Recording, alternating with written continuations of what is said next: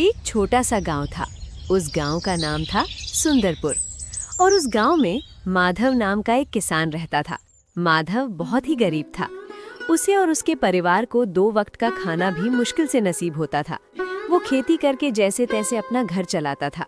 लेकिन उस गांव में पिछले 1 साल से बारिश नहीं हुई थी, जिसके कारण माधव का खेत सूख गया था, जिसके कारण अब उन्हें 2 वक्त की रोटी भी नसीब नहीं होती थी। एक दिन सुबह सुबह माधव और उसकी पत्नी खेत को देखने के लिए खेत में चले जाते हैं।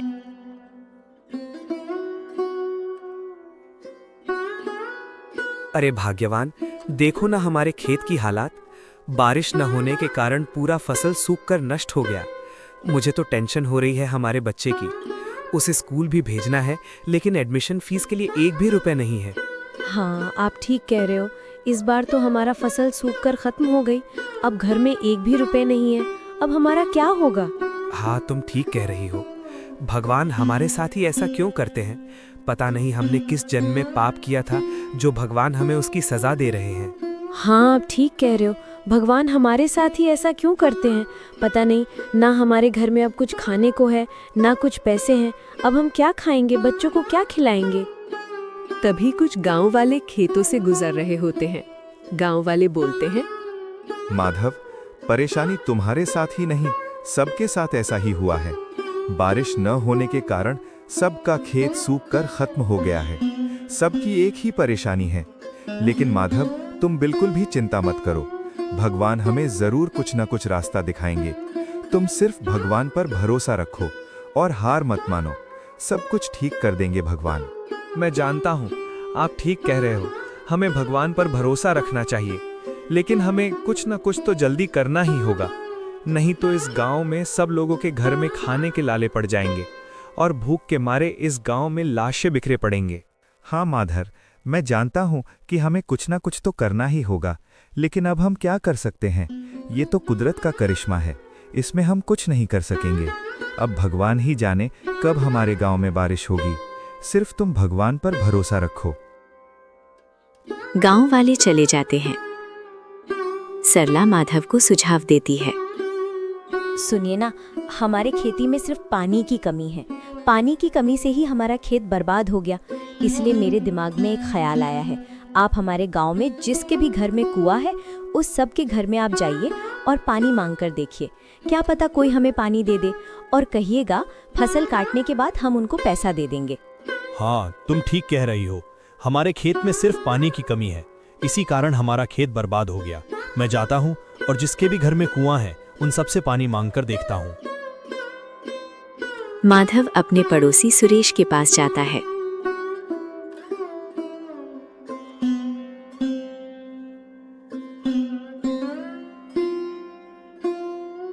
अरे सुरेश भाई, क्या आप मुझे अपने कुएं से पानी दे सकते हो?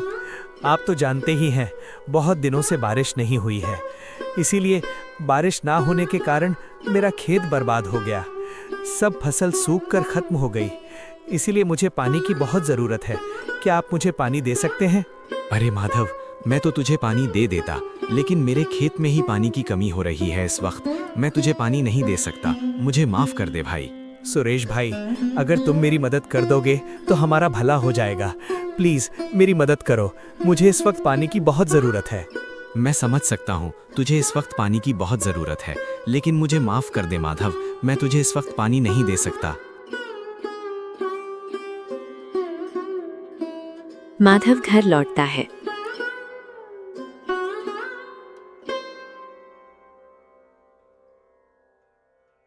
क्या हुआ? आपको पानी मिल गया क्या? नहीं भाग्यवान, मुझे पानी नहीं मिला। मैं अपने पड़ोसी सुरेश के यहाँ गया था, लेकिन उसने कहा कि उसे भी इस वक्त पानी की बहुत ज़रूरत है। अब हमारा क्या होगा? हमारा सारा खेत तो नष्ट हो जाएगा। बच्चे 2 दिन से भूखे हैं और उन्हें स्कूल भी भेजना है। अरे भाग्यवान, तुम डरो मत, मैं कुछ ना कुछ ज़रूर करूँगा। मैं तुम लोगों को भूखा नहीं रहने दूंगा। मैं आज ही सेठ धनराज के पास जाऊँगा और उनसे मदद मांगूंगा। माधव सेठ धनराज के पास पहुंचता है। सेठ जी, आप तो जानते ही हैं, बहुत दिनों से हमारे गांव में बारिश नहीं हुई है। मैं अपने खेत के पास एक कुआं खोदना चाहता हूं, इसीलिए मुझे कुछ पैसे की ज़रूरत है। क्या आप कुछ पैसे मुझे कर्ज में दे सकते हैं? हाँ माधव, मैं तेरी मदद कर सकता हूँ, लेकिन तुझे मेरी कुछ शर्तें माननी होगी। तुझे कर्ज के साथ साथ ब्याज भी समय पर लौटाना होगा, तभी मैं तुझे पैसे दूंगा। हाँ ठीक है सेठ जी, मैं समय पर आपको कर्ज के साथ साथ ब्याज भी लौटा दूंगा। रामू सेठ जी से पैसे लेने के बाद घर जाता है और नया कुआं खुदवाता है और दिन रात खेत में अपनी पूरी लगन से काम करता है। माधव की इसी मेहनत और लगन का फल ये रहा कि इस बार फसल बहुत अच्छी हुई। रामू ये बात घर जाकर अपनी पत्नी सरला को बताता है। अरे भाग्यवान, मैं खुशखबरी लेकर आया हूँ। हमारा खेत इस बार सबसे अच्छा हुआ है। अब हमें कोई चिंता नहीं करनी होगी। अब हम सेठ जी के सारे कर्ज लौटा देंगे। हे भगवान, आपका बहुत बहुत शुक्रिया जो आपने हमें हमारी मुसीबतों से दूर कर दिया। फसल पकने के बाद माधव अगले दिन फसल काटने जाता है। तभी अचानक तेज बारिश शुरू हो जाती है, तो माधव रामू काका के घर रुक जाता है। अरे काका, ये क्या हो गया है? अचानक से इतनी तेज बारिश हो गई। ये बारिश तो मेरी सारी फसल बर्बाद कर देगी। हे भगवान, जब मैंने आपसे बारिश मांगी तब तो आपने नहीं दी, लेकिन अब हमें बारिश की कोई जरूरत नहीं थी, तब आप मेरे साथ ऐसा कर रहे हैं। अब क्या कर सकते हैं माधव, सब ऊपर आले की माया है, उसके आगे किसी की नहीं चलती। हे भगवान, मेरी सारी पकी हुई फसल तो बारिश के कारण खराब हो गई। अब मैं क्या करूं?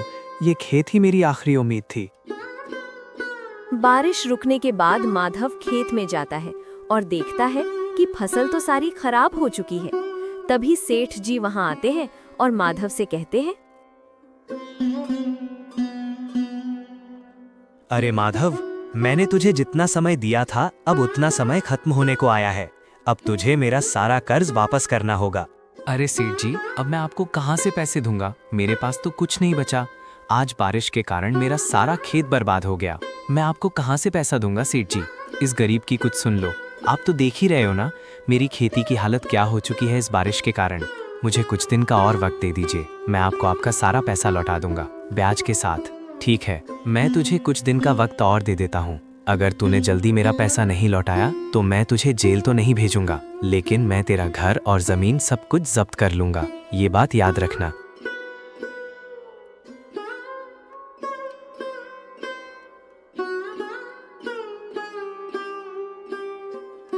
माधव उदास होकर पेड़ के पास जाता है और पेड़ की छाया में बैठ जाता है। माधव सोचता है, अब मेरे पास जान लेने के अलावा और कुछ नहीं बचा। मैं अपने पत्नी और अपने बच्चों को वो सुख नहीं दे पा रहा जो पिता अपने बेटे और पति अपनी पत्नी को देते हैं। ना मैं उनको 2 वक्त की रोटी खिला सकता, ना बच्चों को पढ़ा सकता। अब मुझे जीने का कोई हक नहीं है। अब मेरा मरना ही उनके लिए अच्छा होगा। माधव खुदकुशी करने वाला ही था, लेकिन तभी उसे अपनी पत्नी और बच्चे का ख्याल आता है। माधव फिर सोचता है, नहीं, मैं अपनी जान नहीं ले सकता। अगर मैं मर गया तो मेरे बच्चे और मेरी पत्नी का क्या होगा? अगर मैं मर गया तो मेरा सारा कर्ज मेरे बच्चों पर टूट पड़ेगा। नहीं, मैं उन्हें ऐसे छोड़कर नहीं जा सकता। और भाग्यवान अकेली बच्चों को कैसे संभालेगी? नहीं, मैं ऐसा नहीं कर सकता। मुझे मरने के बजाय और संघर्ष करना चाहिए और अपनी पत्नी और बच्चों को सुख देना चाहिए। नहीं, मैं ऐसे नहीं मर सकता।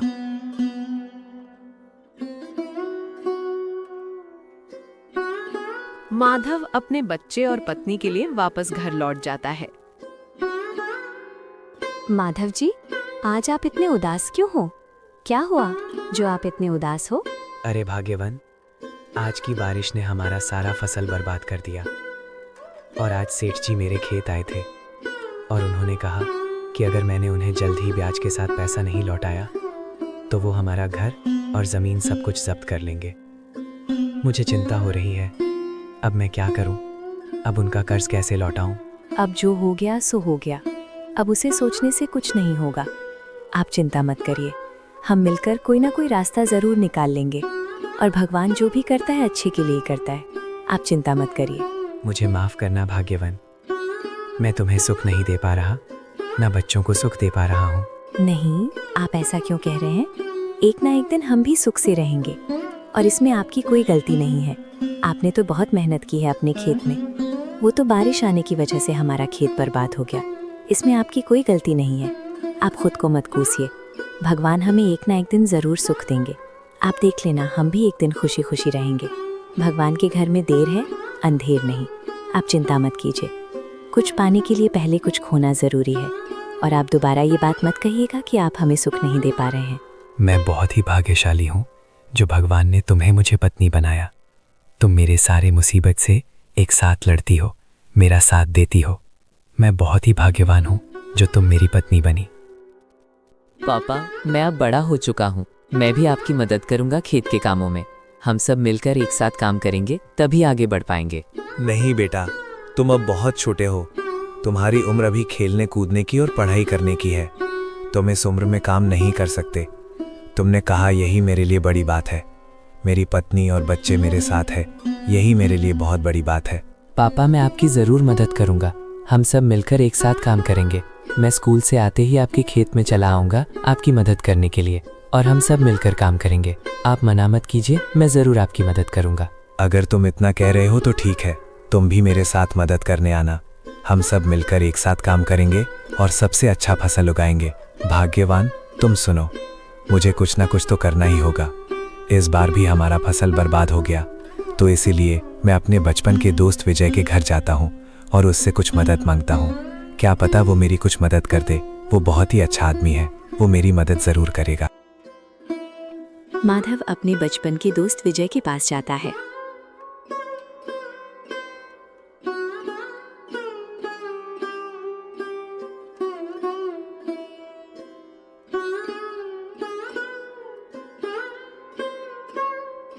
अरे माधव, इतने दिनों बाद आए हो। घर में सब कुछ ठीक है ना? भाभी, बच्चे, सब कुछ ठीक तो है ना? हाँ मेरे दोस्त, बीवी बच्चे सब ठीक हैं। और तुम बताओ, तुम कैसे हो? हाँ, मैं तो बहुत बढ़िया हूँ। पर आज इतने दिनों बाद मेरी याद कैसे आई तुम्हें? दोस्त, काम की वजह से मैं कहीं आता जाता नहीं हूँ, इसीलिए तुम्हारे पास आना नहीं हुआ। अरे दोस्त, भाभी नहीं दिखाई दे रही है। भाभी घर में नहीं है क्या? हाँ दोस्त, भाभी घर में नहीं है, वो अपने मायके गई है। और तुम बताओ कैसे हो और काम कैसा चल रहा है? अरे दोस्त, क्या ही बताऊं, पिछले 2 साल से बारिश नहीं हुई है। इसी कारण मेरा सारा खेत सूखकर बर्बाद हो गया। कभी बारिश ना होने के कारण खेत बर्बाद हो जाता है, तो कभी बारिश होने की वजह से खेत बर्बाद हो जाता है। अब मुझे कुछ समझ में नहीं आ रहा कि मैं क्या करूं। अरे दोस्त, इसमें टेंशन लेने की क्या बात है? हम तो किसान हैं और किसानों के साथ ऐसा होता ही रहता है। हाँ मैं मानता हूँ, किसानों के साथ ही होता रहता है, लेकिन लगातार पिछले 2 साल से मेरा खेत अच्छा नहीं हुआ। बच्चे घर में भूखे हैं। क्या तुम मेरी कुछ मदद कर सकते हो? अरे हाँ हाँ, क्यों नहीं मेरे दोस्त, मैं तुम्हारी ज़रूर मदद करूँगा। गांव में जो दक्षिण दिशा में मेरा जो ज़मीन है वो तू ले ले और उस ज़मीन में खेती कर। उस ज़मीन में तेरा खेत बहुत अच्छा होगा और जो भी धान होगा वो सब कुछ तुम ही रख लेना। अरे नहीं नहीं भाई, मैं तुम्हारी ज़मीन नहीं ले सकता। एक ज़मीन की कीमत तो बहुत होता है। अगर मैं तुम्हारा ज़मीन ले लूँगा तो तुम क्या करोगे? अरे तुम उसकी चिंता मत करो, मेरे पास बहुत सारी ज़मीन है। तुम मेरी वो ज़मीन ले लो और उस ज़मीन पे खेती करो और अपने बीवी बच्चों का ख्याल रखो। बहुत शुक्रिया दोस्त, जो तुमने मेरी इतनी मदद की। मैं तुम्हारा ये एहसान कभी नहीं भूलूंगा। अरे दोस्त, तुम इतने दिनों बाद आए हो, मैं तुम्हें ऐसे नहीं जाने दे सकता। आज तुम खाना खा कर जाओ। अरे नहीं नहीं दोस्त, माफ़ करना, मैं आज खाना नहीं खा सकता। मेरे बीवी बच्चे अकेले हैं। मैं किसी और दिन आऊँगा और पक्का तुम्हारे घर में खाना खा के जाऊँगा। ठीक है, लेकिन आना ज़रूर।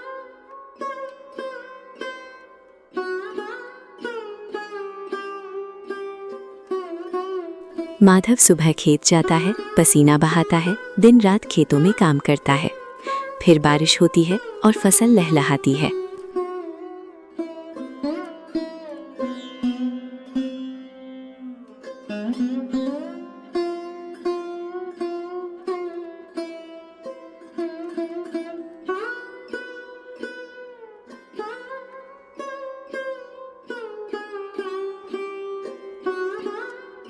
भाग्यवान, देखो आज हमारी मेहनत रंग लाई। एक समय था जब मैं हार मान चुका था। मुझे लगा था कि मैं तुम लोगों को 2 वक्त की रोटी भी नहीं दे पाऊंगा। मैंने कहा था ना आपसे, वक्त बदलता है। आपने हार नहीं मानी, यही आपकी सबसे बड़ी जीत है। देखिए, आज हमारा बेटा भी कितना खुश है। पापा, आप दुनिया के सबसे अच्छे पापा हैं। आपने हमारे लिए बहुत संघर्ष किया है। अब मैं खुद पढ़ाई करूंगा और बड़ा आदमी बनकर आपका नाम रोशन करूंगा। हे भगवान, आपका लाख लाख शुक्रिया। आपने मुझे टूटने से बचा लिया और मुझे विजय जैसा दोस्त और सरला जैसी पत्नी दी। आज मेरा सिर कर्ज के बोझ से नहीं बल्कि गर्व से। माधव अपनी मेहनत और ना हार मानने के जज्बे के साथ आगे बढ़ता गया, जिससे अंत में माधव को सफलता मिली, जिससे वो अपनी पत्नी और बच्चे के साथ खुशी खुशी रहने लगा और सेठ का सारा कर्ज भी उतार दिया। तो ये थी कहानी माधव की, जिसने हमें सिखाया कि जब किस्मत के दरवाजे बंद होने लगे तो मेहनत की चाबी ही काम आती है। अक्सर हमारी जिंदगी में भी ऐसे मोड़ आते हैं जहां हमें लगता है कि सब कुछ खत्म हो गया, पर याद रखिए, अंधेरा जितना घना होता है सवेरा उतना ही करीब होता है। माधव ने हार नहीं मानी और उसके अटूट हौसले ने सूखे खेत को फिर से हरा भरा कर दिया। तो अगर वीडियो अच्छी लगी हो तो वीडियो को लाइक और नई वीडियो देखने के लिए चैनल को सब्सक्राइब